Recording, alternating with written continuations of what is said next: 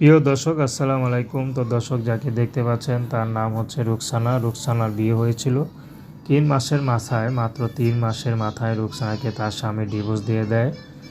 কারণ রুকসানা কোনো অন্যায় করেনি, রুকসানা ছিল গরিব, এটি তার অন্যায়। তো রুকসানার স্বামী রুকসানাকে ডিভোর্স দেয় কারণ তার স্বামী চকলেটের ফ্যাক্টরি আছে। তো তার স্বামী তাকে ভালোবেসে বিয়ে করে, কিন্তু রুকসানা চিন্তা করেছিল যে এত বড়লোক স্বামী হয়তো তাকে মেনে নিবে না, কিন্তু মেনেও নেয়। কিন্তু কি হয়ে গেল বুঝলো না, 3 মাসের মাথায় তাকে ডিভোর্স দেয়। রুকসানা এখন তার মার কাছেই থাকে। রুকসানার বাবা নেই, ছোটো একটা ভাই আছে, মাদ্রাসায় পড়ে। তো রুকসানা চাচ্ছে না তার মার কাছে থাকতে, আসলে মার অনেক কষ্ট অভাব।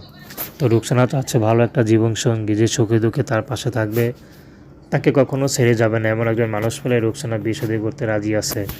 সে বিবাহিত হোক, সমস্যা নেই। তো দর্শক, এ ছিল রুকসানার জীবনের সংক্ষিপ্ত জীবন কাহিনী। প্রেম ভালোবাসা বিয়ে শাদী করা একান্ত আপনাদের ব্যক্তিগত ব্যাপার। আসুন আমরা 5 ওয়াক্ত নামাজ পড়িয়ে দেশের সেবা করি। আসসালামু আলাইকুম।